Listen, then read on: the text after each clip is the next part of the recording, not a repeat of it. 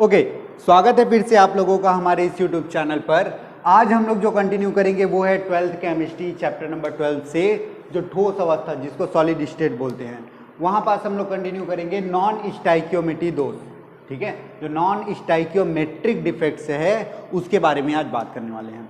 इससे पहले हमने पढ़ा है स्टाइकियोमेट्री दोष। स्टाइकियोमेट्री दोष में क्या होता था कि जो धनात्मक और ऋणात्मक आयन है, धनात्मक और ऋणात्मक जो कण होते हैं उसका अनुपात बराबर रहता है, उन दोनों का अनुपात बराबर रहता है। या वहां पास क्या बोलते हैं, जिसमें धनात्मक व ऋणात्मक कणों का अनुपात उसके अणुसूत्र के बराबर होता है उसको हम लोग स्टाइकियोमेट्री यौगिक बोलते हैं।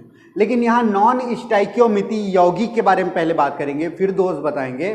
तो पहले बात करते हैं यौगिक क्या होती है। नॉन स्टाइकियोमेट्री यौगिक, नॉन स्टाइकियोमेट्री यौगिक वह यौगिक होती है जिसमें धनात्मक और ऋणात्मक कणों की अनुपात उसके अणुसूत्र के अनुपात से अलग होती है, बराबर नहीं होती है। या सिंपल बोले जाए तो धनात्मक और ऋणात्मक कण एक दूसरे के बराबर नहीं होते। ऐसे यौगिक को हम लोग नॉन स्टाइकियोमेट्री यौगिक कहते हैं। अब जो इस दोष के बारे में बात करेंगे तो इस दोष में एक वर्ड बोलेंगे धातु आधिक्य, यानी धनात्मक संख्या का, धनात्मक आयन का ज्यादा होना या कम होना। ज्यादा होना को धातु आधिक्य बोलेंगे और कम होना को धातु अभाव बोलेंगे। कम का मतलब अभाव होता है। ठीक है, तो यहां पास क्या दिखाई देगा, अगर धनात्मक संख्या ज्यादा है तो धातु आधिक्य बोलेंगे और धनात्मक संख्या कम है तो उसको धातु अभाव बोलेंगे। अब यही जो ज्यादा या कम होता है, जो कण धनात्मक कण ज्यादा या फिर कम होता है, इसके कारण इस यौगिक में जो दोष उत्पन्न होती है उसी को हम लोग नॉन स्टाइकियोमेट्री दोष कहते हैं। जो दो प्रकार के होता है, पहला जो होता है वो होती है धातु आधिक्य दोष, धातु आधिक्य दोष, और एक सेकंड होता है इसका धातु अभाव दोष। क्लियर है, तो ये दो प्रकार के होते हैं जिसके बारे में आज हम लोग डिस्कस करेंगे। क्लियर है, चलो तो हर एक पॉइंट टू पॉइंट लिख के पढ़ते हैं वापस से इसी चीज को। चलो तो कंटिन्यू करते हैं। हमारा क्या जो पॉइंट है नॉन स्टाइकियोमेट्री के लिए, पहला पॉइंट क्या बोलते हैं, यौगिक के बारे में बात करते हैं कि नॉन स्टाइकियोमेट्री यौगिक क्या होता है। फिर इसके बारे में, इसमें जो दोष उत्पन्न होती है उसके बारे में बात करेंगे। क्लियर है, तो देखें वे यौगिक जिनमें धनात्मक व ऋणात्मक आयन का अनुपात इनके अणुसूत्र के बराबर न हो उसे नॉन स्टाइकियोमेट्री यौगिक कहते हैं। दूसरा पॉइंट, इसमें धनात्मक और ऋणात्मक आयनों की संख्या भिन्न भिन्न होती है। तीसरा पॉइंट, इसे बरके लाइट यौगिक कहते हैं। देखो तीनों पॉइंट अच्छे से समझ लीजिए। पहला पॉइंट जो बोलता है वो क्या बोलता है, धनात्मक और ऋणात्मक का जो अनुपात होता है वो अणुसूत्र के बराबर नहीं होता। मतलब सिंपल साफ यही है कि धनात्मक और ऋणात्मक दोनों प्रकार के आयनों की संख्या अलग अलग होगी। और इसे जो नॉन स्टाइकियोमेट्री यौगिक के बारे में बात कर रहे हैं उसे बर्थोलाइट यौगिक भी कहते हैं। ये तो हुआ यौगिक के बारे में। अब दोष के बारे में पढ़ते हैं। इन यौगिकों में धनात्मक आयन की संख्या निश्चित संख्या से ज्यादा होती है। हमेशा बात करेंगे यहाँ पास तो धनात्मक की ही बात करेंगे। अब ऐसा नहीं है कि देखो अगर धनात्मक 5 है, ऋणात्मक 5 है तो इसमें दोनों को बराबर बोलेंगे। दोनों प्रकार के अणु कितने सारे हैं, दोनों बराबर है। अगर धनात्मक 6 और ये ऋणात्मक 5 ही है तो क्या बोलेंगे, धनात्मक 1 ज्यादा है बोलेंगे। अगर धनात्मक 4 हो गया और ऋणात्मक 5 है तो इसको धनात्मक 1 कम है बोलेंगे। धनात्मक के बारे में बोलेंगे, ऋणात्मक के बारे में कुछ भी नहीं बोलेंगे। बराबर है तो धनात्मक बराबर है सामने वाले से। यहाँ पास देखेंगे तो धनात्मक ज्यादा दिखाई दे रहा है और यहाँ पास धनात्मक कम दिखाई दे रहा है, तो धनात्मक की बारे में बात करेंगे। इन यौगिकों में धनात्मक आयनों की संख्या निश्चित संख्या से ज्यादा होता है या कम। देखो ये निश्चित संख्या है, 5-5 दोनों होना चाहिए, उससे या तो ज्यादा होगा या तो इस निश्चित संख्या से कम होगा। समझ आ रहे हैं ना, तो यही चीज। लेकिन फिर भी इस यौगिक में विद्युत उदासीनता बनी रहती है। यहाँ पास एक ज्यादा धनात्मक है, इसमें एक कम धनात्मक है, फिर भी विद्युत उदासीनता कैसे बनाई रखती है उसके बारे में पढ़ेंगे, इसके आगे जानेंगे। क्लियर है, चलो कंटिन्यू करते हैं।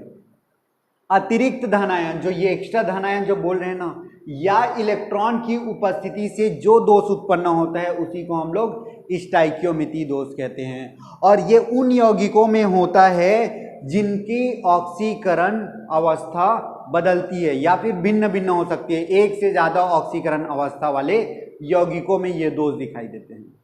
क्लियर है? तो ये हो गया हमारा नॉन स्टाइकियोमिति दोष। अब इसके प्रकार के बारे में पढ़ते हैं। तो यह होता है दो प्रकार का, एक को बोलते हैं धातु आधिक्य दोष और एक को धातु अभाव।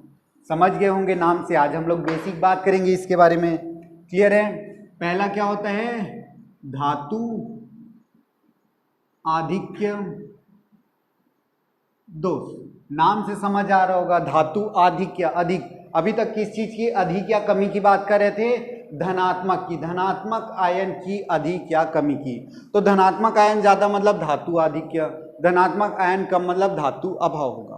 क्लियर है? तो धातु आधिक्य दोष का मतलब क्या होगा कि धनात्मक कण की संख्या, धनात्मक आयन की संख्या ऋणात्मक की तुलना में ज्यादा होगा। उसी को हम लोग क्या बोलेंगे? धातु आधिक्य दोष बोलेंगे। जैसे कि एग्जाम्पल के लिए,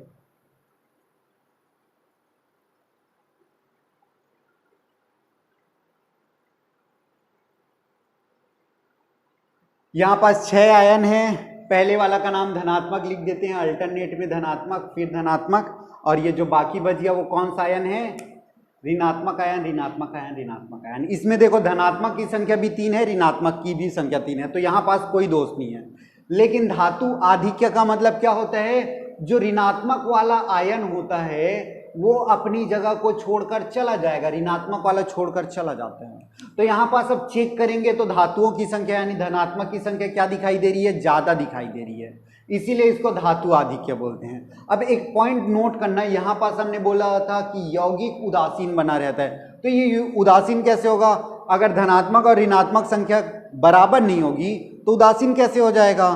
तो उदासीन ऐसे होता है कि जो ऋणात्मक संख्या रहता है उसके जगह में एक इलेक्ट्रॉन आ जाता है जो निगेटिवली चार्ज रहता है, जो इसकी उदासीनता बस को बनाए रखता है। लेकिन अगर चेक करेंगे आयन की, धनात्मक आयन जो अणु है, हमारे कण है, धनात्मक कण यहाँ पास 3 दिखाई दे रहे हैं और ऋणात्मक कण 2 दिखाई दे रहे हैं। इलेक्ट्रॉन अलग प्रकार का तत्व होता है, जो यहाँ पास ऋणात्मक तत्व है उससे अलग ये है, इसीलिए इसको काउंट नहीं करेंगे। बस ये विद्युत उदासीनता बनाए रखने के लिए ऋणात्मक के जगह पे आते हैं। ये तो होगी पहली पॉसिबिलिटी। अब सेकंड पॉसिबिलिटी इसी में अगर देखेंगे तो और कैसे हो सकते हैं? देखो वापस से अगर बात करते हैं, यहां पास 6 एलिमेंट है, पहला धनात्मक, तीसरा धनात्मक, ये धनात्मक, अल्टरनेट ऑर्डर पे धनात्मक ऋणात्मक लिखेंगे आप, ये ऋणात्मक, ये ऋणात्मक, ये ऋणात्मक। अब यहां पास क्या होता है? धातु एक्स्ट्रा कैसे होते हैं? आधिक्य की बात करें तो यहां ये जो अंतराकाशी स्थान जो दिखाई दे रहे हैं ना, वहां पास कोई एक धनात्मक कण आ जाता है जिससे इसमें धातुओं की संख्या में बढ़ोतरी हो जाती है, अधिक हो जाती है, और इसको विद्युत उदासीनता बनाए रखने के लिए कोई दूसरे स्थान पर इलेक्ट्रॉन आ जाता है। तब हम लोग बोलेंगे धातुओं की संख्या 1 2 3 4 है और ऋणात्मक की संख्या 1 2 3।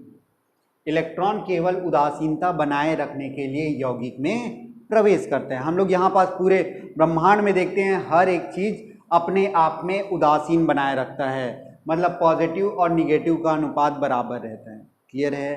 तो ये चीज हो गया धातु आधिक्य।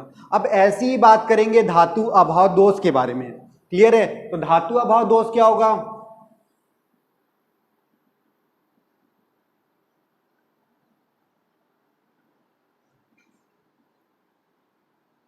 चलो, धातु अभाव दोष, यहां पास कौन सा साइन होना चाहिए था?